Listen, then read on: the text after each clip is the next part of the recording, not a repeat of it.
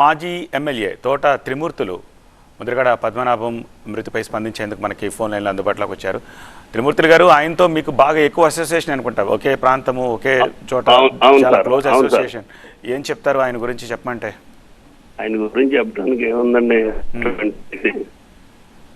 అటువంటి వ్యక్తి చనిపోవడం జాతికి తీరని నష్టం, తీవ్రమైనటువంటి సంతాపం తెలియపడుతున్నాం.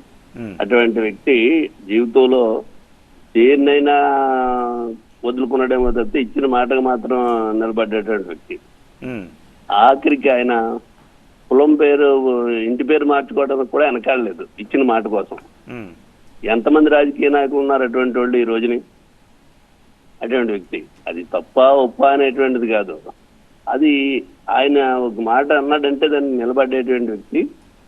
ఆయన చేసినటువంటి ఉద్యమం అనేటువంటిది పదవులు అనేటువంటి తృణప్రాయంగా వదిలేసినటువంటి వ్యక్తి. ఆనాడు మంత్రి పదవికి రాజీనామా చేసి, ఎమ్మెల్యే పదవికి రాజీనామా చేసి, పార్టీకి రాజీనామా చేసి వచ్చి పాపు ఉద్యమం గురించి ప్రాణత్యాగానికైనా సరే వెనకాడకుండా చేసినటువంటి వ్యక్తి.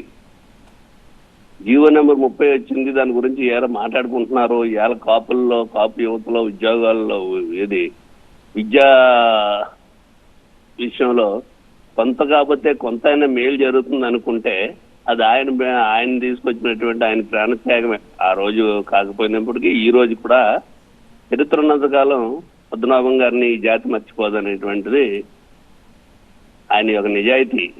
ఎప్పుడూ కూడా కొంతమంది మాట్లాడుతున్నారు తప్పుడు మాటలు, ఇవాళ చనిపోయిన తర్వాత మాట్లాడుకోవటం కాదు, ఉండగా కూడా మాట్లాడాను నేను. ఆయన యొక్క నిజాయితీ ఎక్కడ, ఆయన ఇలా పెట్టేటువంటి వ్యక్తే కానీ ఎవరికి చేయాల్సినటువంటి వ్యక్తి. ముద్రగడ పద్మనాభం గారు, ఆయన తాత, తండ్రి, ఈయన కూడా ఒక గొప్ప నిజాయితీ పరులుగా ఈరోజు ఆయన ఎంత ఆస్తిలో వచ్చాడు రాజకీయాల్లోకి వచ్చేటప్పటికి, ఆయన ఒకసారి ఎమ్మెల్యే చేసి 3-4 సార్లు మంత్రి చేసి, ఎంపీ చేసి, ఇన్ని పదవులు చేసినప్పటికీ కూడా ఈరోజు ఏ విధమైనటువంటి ఆస్తిపాస్తులు అతను ఉన్నాయి అమ్ముకుంటూ వచ్చేయడమో తప్పితే దేనికి ఆశించకుండా ఉన్నటువంటి నిజాయితీ కలిగినటువంటి వ్యక్తి. చాలా దురదృష్టం ఆయన చనిపోవడం అనేటువంటిది జాతికి మరి తీరం నష్టం అనేటువంటిది నా తరపు నుంచి చెప్తూ, నా ప్రగాఢమైనటువంటి సానుభూతి అయిన కుటుంబ సభ్యులకి.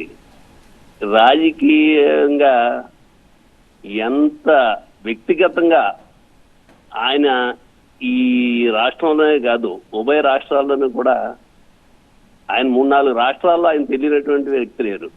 కానీ వ్యక్తిగా ఎదిగాడు తప్పితే వ్యక్తిగతంగా నష్టపోయాడు ఈ కులాన్ని భుజాన్ని వేసుకోవటం వల్ల. కులాన్ని భుజాన్ని వేసుకుని కాపు ఉద్యమం పెట్టిన తర్వాత మళ్ళీ ఎమ్మెల్యే అవ్వలేదు ఆయన. 94లో ఈ ఉద్యమం చేపట్టి, 93-94లో ఈ ఉద్యమం చేపట్టిన తర్వాత ఆయన మళ్ళీ ఎమ్మెల్యే అవ్వలేదు. చాలా మంది కులాన్ని అడ్డం పెట్టుకుని చేసేటనేటువంటి మా సోదరులందరికీ కూడా ఒక్కసారి ఆత్మ విమర్శన చేసుకోండి అని నేను విజ్ఞప్తి చేస్తున్నా. విమర్శ కాదు ఇది, ఆత్మ విమర్శన చేసుకోవాలి. ఎందుకంటే ఆయన నష్టపోయాడా, లాభపడ్డాడు ఈ కులాన్ని భుజాన్ని వేసుకోవటం అనేటువంటి ఈ విషయాన్ని కూడా గమనించాలి. ఆయన ఉద్యమాన్ని భుజాన్ని వేసుకున్న తర్వాత అన్ని వదిలి, పదవులు వదిలేసి మంత్రి పదవి కూడా త్యాగం చేసి వచ్చి ఎమ్మెల్యేగా ఓడిపోయాడు. ఆయన ఉద్యమం మొదలుపెట్టిన తర్వాత దేన్నైనా వదులుకున్నాడు, కానీ ఇచ్చిన మాట కట్టుబడ్డటువంటి వ్యక్తి ఆయన.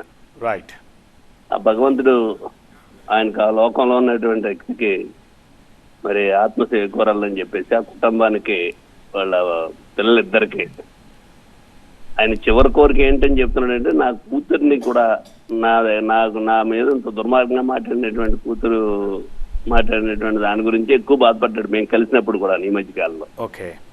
ఆయన చివరిగానే. రైట్ త్రిమూర్తి గారు, థ్యాంక్ యూ మీ రెస్పాన్స్ ఇచ్చినందుకు.